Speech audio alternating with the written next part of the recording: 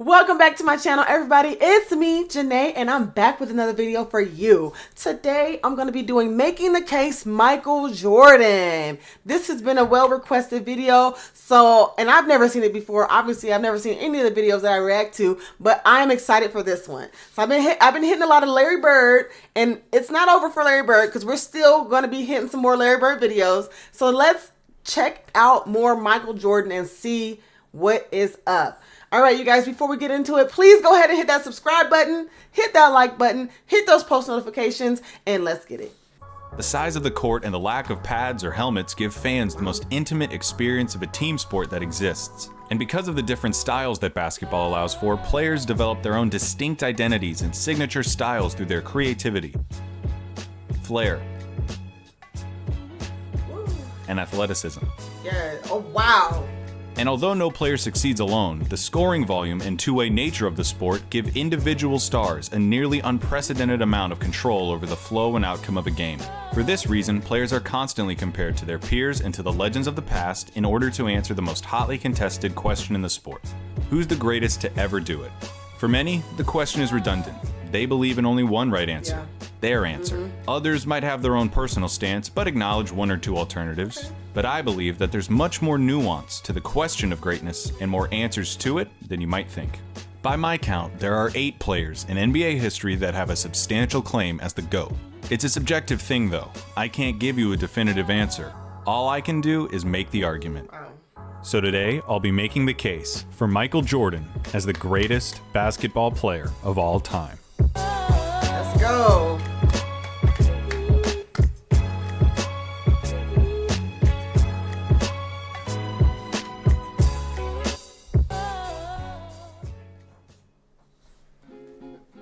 Well, what can I say? What on earth can I say about Michael Jordan's case as the greatest basketball player to ever live that hasn't been said before? What do you think I'm going to talk about that didn't get covered in the 10-hour documentary that premiered at a time when there was no other sports content? There's no forgotten game that I can tell you about that shows just how good Jordan was. We've all seen those games. Every possible angle of the Michael Jordan case has been dissected inside and out. There are no original takes when it comes to the subject. Michael Jordan is a ubiquitous figure in large part because he was and is a brand. Yes. And what do American advertisers love more than a good brand? The good people at McDonald's, Nike, Gatorade, and the NBA itself succeeded in making sure that damn near everyone in the world knew that Michael Jordan played in the NBA and that he was a winner. I mean, honestly, when you see the number 23 anywhere, don't you immediately think of Michael Jordan? I mean, even if you're a LeBron fan, you have to admit that that is Michael Jordan's number. And the craziest part about the Jordan experience is that as he became a global icon, he did nothing but continue to deliver the goods. What iconic moment can I show you that you haven't already seen 100 times? His cradle dunk in college, the game winner in the '82 NCAA championship, the free throw line dunk. Wow, that's insane. Pouring in a record 63 points against the '86 Celtics, the shot. His spectacular move, the shrug. His athleticism, just puts him on top. The double nickel against the Knicks. The flu game, passing to Steve Kerr for championship number 5. These are sequences and moments burned into every basketball fan's consciousness. Every one of those moments served to propel Jordan higher and higher in the cultural zeitgeist until he was one of, maybe, the 5 most famous human beings on the planet. And yet, the inevitable passage of time has eroded the consensus around Jordan's GOAT status, especially with younger people who might not have been alive to see him play. That's not to say that there aren't young people who don't see him as the GOAT, but it's not as airtight as it once was. Now, I'd hate to speculate on behalf of an entire generation of basketball fans, but here I go anyway. I was 516 days old when Michael Jordan won his last championship. Wow. I can't remember much about it. And I think that people who didn't live through Jordan's prime are a little tired of hearing how great he was. Of course, people want to be alive to see greatness. They want to be able to say, I saw the best ever. Now, I don't think that makes it right, but it's part of the explanation. The other part is that Jordan's celebrity seems to cloud everything he did. At times, it feels almost like propaganda. How many times have you seen this? Some basketball account on Twitter or somewhere on the internet celebrates the anniversary of something that, say, Wilt Chamberlain did. And in the comments, somebody says something like, "Wilt Chamberlain, the most dominant player I ever saw." And then someone comes back unfailingly and says, in all caps, "Did you never see Michael Jordan play?" It's not just that you have to acknowledge Jordan as the GOAT, it's that you cannot talk about the merits of anyone else's case. The internet would have you believe that Michael Jordan won every game he played and made every shot he took. And that kind of talk breeds resentment from people who want to appreciate other players' accomplishments. Because he wasn't perfect. He didn't win every game. He didn't make every shot. And you can have a debate about who the greatest of all time is. Clayton, what the heck, dude? I thought this was supposed to be a video about why he is the GOAT. That's what I'm saying. It is. All of that is just to say that that's how this is gonna go. I'm not going to try to convince you that he was perfect. Because if you can separate the legend and the basketball player, it's more than enough. Oh, and by the way, we're going to ignore his Wizards career as much as we can. It's just the right thing to do. So, Michael Jordan, the basketball player. What do we have? In 13 seasons with the Chicago Bulls, Michael Jordan was a 6-time champion, 6-time Finals MVP, 5-time regular season MVP, a 12-time All-Star, was selected to 10 first-team All-NBAs, made second-team All-NBA in his rookie season, was the Defensive Player of the Year in 1988, had 9 All-Defensive first-team selections, was a 10-time scoring leader, and in college won the 1982 NCAA Championship and was named the 1984 NCAA Player of the Year. Without a word of analysis or commentary, that resume is screaming about one of the most decorated and successful basketball players in history.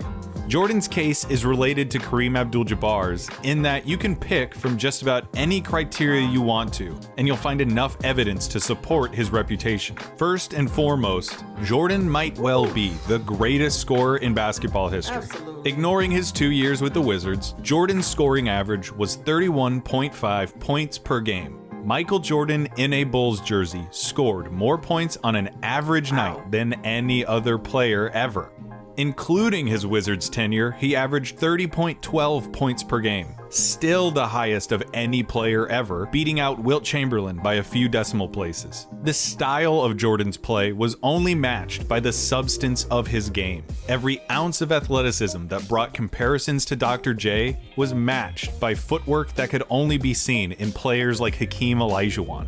His acrobatic layups are underscored by his unerring technique and diligence that make him a case study in fundamentals. At his peak, he tortured guards in the post, eluded big men with his electric first step, developed into the best mid-range scorer of all time, and ran Phil Jackson's triangle for all it was worth. He had nearly every offensive facet of the game in his toolbox, and he pulled out that toolbox every night. He has the highest usage rate of all time, scoring in volume on a nightly basis. But he also pushes advanced metrics and efficiency stats to their breaking points. He has the highest player efficiency ranking ever, the highest offensive box plus minus ever, the 5th most win shares, the most win shares per 48 minutes, an outstanding true shooting percentage, and so on. It is unfathomable to me that Jordan combined such unprecedented volume with such pristine efficiency.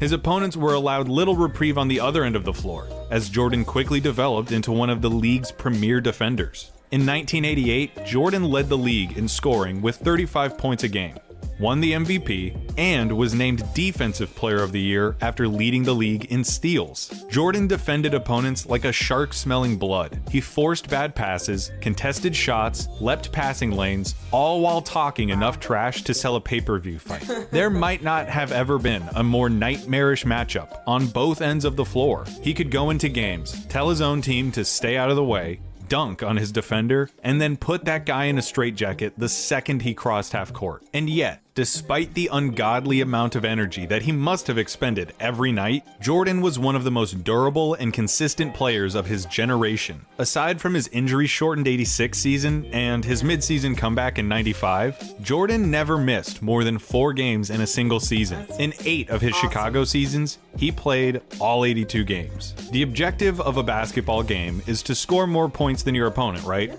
So you'd love a player who can score a buttload of points. You'd also love a player who keeps the other team from scoring points. When you put those two things together, the best scorer ever and one of the most tenacious defenders in history, you get Michael Jordan, whose peak reaches into uncharted airspace. Michael Jordan, at his best, was better than everyone. Plain and simple. He would score, defend, and play in such a way that made winning second nature. No one else has ever tasted the air at the top of peak Jordan. Once he got to the top of that mountain, he was looking down at everyone else. But what about before then? I hear the skeptics among you ask. And that's a fair point.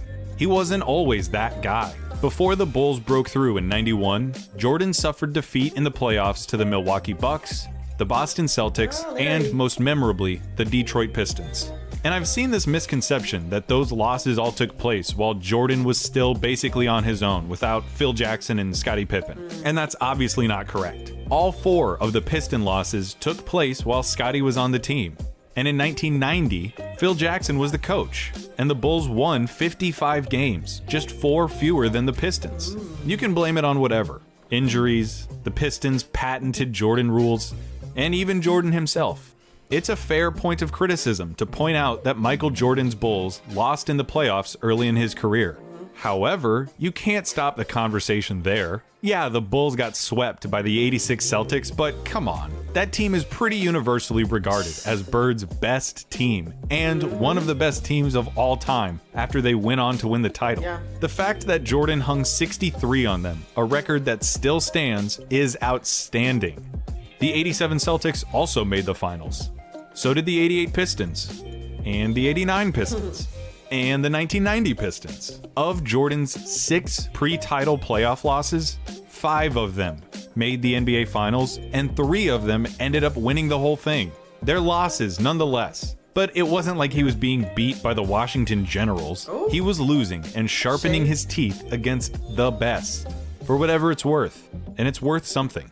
Speaking of Phil and Scottie, another point of contention with Jordan's claim to the throne is the fact that he played for the most decorated coach in basketball and with the best sidekick in sports, along with a team that did their jobs to a T and bought into the team. As for Scottie, there are some people out there who would have you believe that Scottie Pippen was nothing more than a glorified role player. They'll say he didn't have the game to carry a team to a title, and he didn't have the aptitude to spend too much time in the spotlight. They'd have you believe that Scottie Pippen was nothing without Michael Jordan, and that's ridiculous. You can disagree with me, but for my money, Scottie Pippen is the best perimeter defender imaginable. He combined size with uncanny court vision a la Bird and LeBron, knew exactly when to pick his spots and when to defer, and brought a component of selflessness and fraternity to the Bulls that might not have existed otherwise. He was approachable and likable, the counterbalance to Jordan's unyielding intensity. Most importantly, Scottie accepted and flourished in his role. The amount of credit that he deserves and does not get is unfortunate. I know. Same with other players like Horace Grant and Tony Kukoc. Michael Jordan didn't win those championships alone, and those guys all deserve more recognition. When it comes to Phil Jackson, it's been fascinating to revisit Jordan's approach to the game and see how it changed under Jackson. Guys like Mike, Kobe, and Wilt all approached basketball in a similar way, in that they felt that the best chance their team had to win was for them to have the ball in their hands as much as possible. These days, we'd call what they did iso ball or hero ball. Isolate against the defender, tell everyone to get out of the way, and beat your man one-on-one. Watching Mike's early years, it sticks out, painfully at times. Shooting over triple teams, refusing to give the ball up, even if a teammate had an open look. Kobe patterned his game after Jordan, and you can see the same tendencies. Wilt was, of course, a prolific scorer and record setter in his own right, and did so in a manner that gained him the reputation of being selfish. But with Jackson's philosophical influences, the triangle offense, and a stellar supporting cast, Jordan learned to dial those tendencies back. and perfect his game, resulting in one of the most dominant stretches any athlete has ever had in their sport. Of course, he still had the stuff to go and win his one-on-one battles, but he walked the line as well as anyone ever has. Kobe did the same thing. He won 3 championships with Shaq at the beginning of the decade of the aughts and finished the decade with back-to-back championships. Now, who was Kobe's coach during those championship years? Who was it that helped him tailor his game to a more team-friendly approach so as to unlock the group's championship potential? Let's go, Kobe. Oh yeah, it was Phil Jackson. Phil Jackson should, and does, get praise for managing some of the most eclectic locker rooms in basketball, satiating some of the most headstrong egos in the world, and providing an environment where the most talked about team with the most popular athlete could do their jobs. The Bulls' success might not have been what it was without Scottie Pippen. It might not have happened without Phil Jackson, and Horace Grant, and Tony Kukoc, and Steve Kerr, and Bill Cartwright, and all of those guys. Basketball is a team game after all. But it's our fault that they might not get talked about as much as they should. We are the people who talk about these kinds of things and create the dialogue that takes place about them. That doesn't somehow discredit what Jordan did for those teams or nullify what he contributed. Yeah, Scottie was a perfect sidekick. Yes, Phil Jackson was a masterful coach. Those things can still be true, and Michael Jordan can still be the greatest of all time. Right, Scottie accepted his role on the team. He accepted that he was going to be the second guy. Jordan still had to go out there and do his job as the guy. No. He still had to set the tone of every practice and every game. He had to put the ball in the hole, share responsibilities guarding the other team's best player, take over when games started slipping out of hand, and, at the end of the game, take the last shot. It doesn't work unless Mike does what everyone expects him to, which is to be the best player in the world. As for Phil, yes, it is true that he tempered Michael's worst impulses. He helped sand off the rough edges and align the team. But Mike still had to accept that coaching. Whoa. He had to adapt his game and do the work. Plus, isn't it a coach's job to coach? Why is it a knock on Jordan that his coach was good at his job? Michael Jordan doesn't deserve all of the credit for their success. But he does deserve the lion's share of credit because he shouldered the lion's share of responsibility of such an incredible team. How incredible of a team were they? Well, the 1996 Chicago Bulls finished the regular season 72-10. That's more wins than anyone had ever won, and a record that most people thought would never be broken. And not only were they such a prolific regular season team, but they capped off that season with a championship to deliver the most successful season that any NBA team has ever had. Which brings us to another common Jordan barb. The fact that the NBA was, at the time, looking to capitalize on its enormous popularity and expand into more media markets. From 1988 to 1995, the league saw 6 new teams enter the league, and with each new team, the talent pool of the league got a little more diluted and a little more diluted. As far as I'm concerned, this is a perfectly valid point to bring up when discussing whether or not 72 wins validates the 1996 Bulls as the best basketball team of all time. I don't think it disqualifies them in the same way that I don't think that just taking 72 wins at face value automatically puts them at the top. But when people try to say that Michael Jordan played in a weak era or didn't face tough competition, it makes me want to pull my teeth out with pliers. Insane. We know who Jordan was losing to, so who is he beating once his reign began? John Starks, Charles Oakley, and Patrick Ewing on the New York Knicks, the Bad Boy Pistons, Magic Johnson, Clyde Drexler, Dominique Wilkins, Charles Barkley, Alonzo Mourning, Larry Johnson, Tim Hardaway, Shaquille O'Neal, Penny Hardaway, Gary Payton, Shawn Kemp, Chris Webber, John Stockton, Karl Malone, and Reggie Miller. Basically every relevant basketball player from the 1990s beside David Robinson and Hakeem Olajuwon. And no, I don't care to count up how many All-NBA opponents the Bulls saw versus someone else, or how many All-Star teammates Jordan had versus other players, or any of that. Because 1, the players on that list all passed the smell test of a competitive era with flying colors. 2, I don't care about that stuff.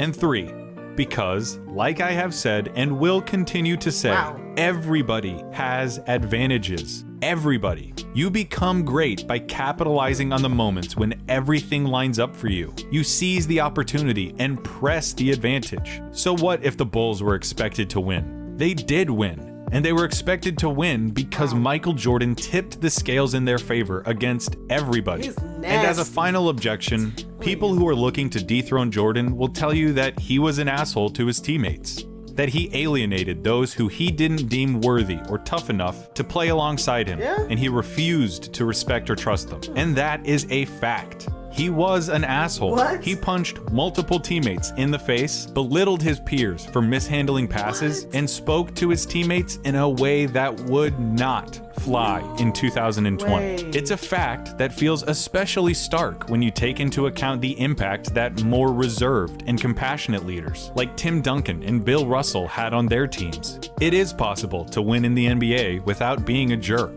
but it's also possible to win while being a jerk. And remember, Jordan wasn't lashing out for no reason. He wasn't walking into the gym just looking for an equal. I did not know that about him. I've never heard that before. I've never heard anybody say that Michael Jordan was a jerk. That's unfortunate, but it is what it is. That was the 90s, so.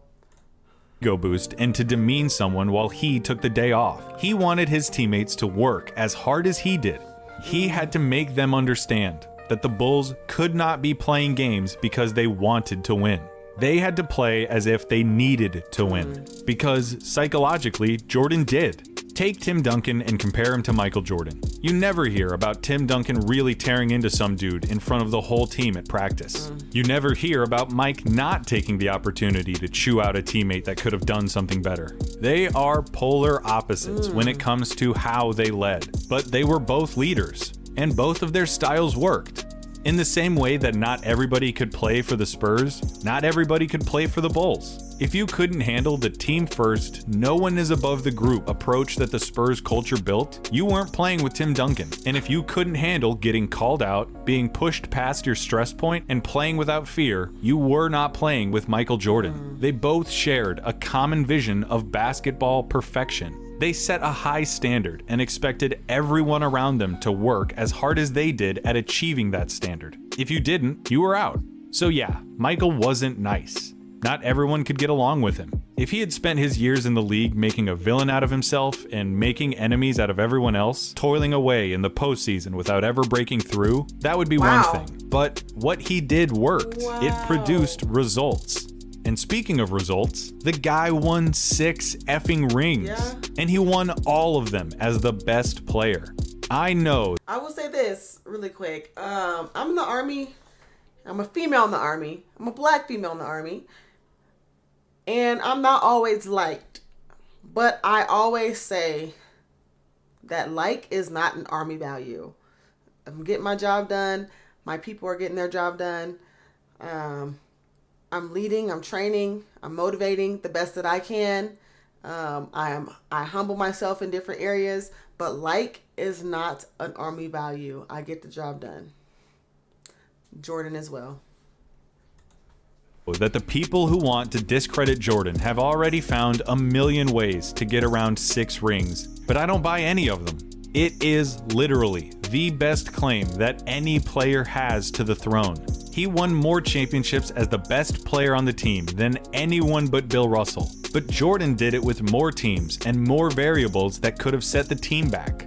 He checks all of the boxes. He had more success than Wilt, had more statistical prestige than Russell, had a higher peak than Bird or Magic, and leveraged that peak for more titles as the guy than Kareem. He was the ultimate closer. He lived for the moments that decide games. As an individual talent, he is an A+, as special as you can get, as well-rounded as anyone ever. As a team athlete, his place in the game is immortalized. Listen, it's impossible to watch Michael Jordan and not romanticize him. No object in the world looks more natural than a basketball in Michael Jordan's hand. I agree. It's like the ball was designed for him, or like he was made for the ball, or both. You can't appreciate Michael Jordan without hyperbole and superlatives. He is the avatar of sport. He is competition incarnate. His defining trait remains his insatiable need to win. He wanted to win at everything. When he came into the league, there were questions about his shooting and his defense. So he became a Defensive Player of the Year and a mid-range marksman. He heard he couldn't win for years. So he took it all out on his competition and led his teams to 2 separate three-peats. He ironed out all of his flaws because he would accept no result but victory. So don't even start to tell me that he wouldn't have developed a three-point shot today. And more than anything, sport is an art form, isn't Absolutely. it? It's expression. It's theater and it's storytelling. Part of sports is the excitement, the show. And Michael Jordan was the most dynamic show in the world during the end of the century. Part of it too is because the Jordan show wasn't terribly complicated. There wasn't a lot of baggage attached to the Michael Jordan experience. The things that he did made people believe, if only for a few moments, in superheroes. When spectators looked at him, hoping to find something to connect with, they found the indomitability of human will. The old sports cliche fully realized that the game is won by the team who wants it more. And we all like to think of ourselves like that we are wired like Jordan. But let's face it, we're not all like that. That's what made him special. There's only one Michael Jordan. As for the story, how's this?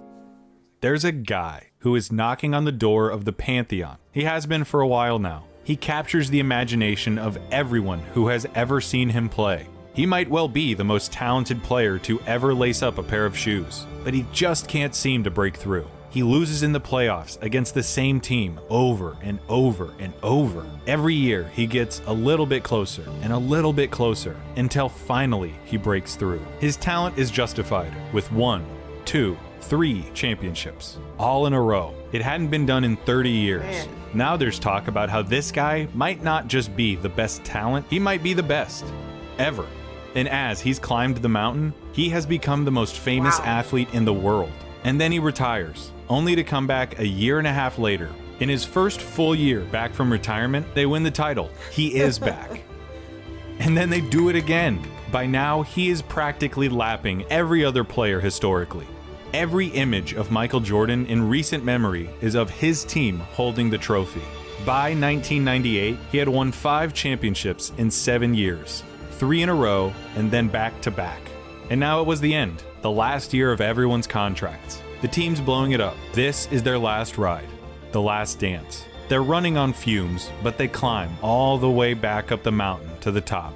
They're back in the finals. The target on their backs has never been bigger. The pressure has never been heavier. In Game 6, on the road, looking to wrap up an unprecedented second three-peat in a game with more people watching than in any other game, it goes down to the wire. The Utah Jazz won't go away. Unfortunately for them, they're playing against Michael Jordan, who saved his best for last. Wow. Here is Michael Jordan's final shot as a Chicago Bull. 85-86. Jordan, open.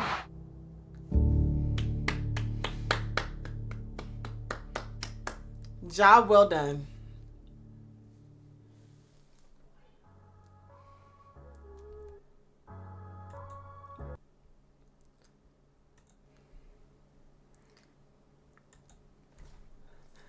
Job, let me see, actually.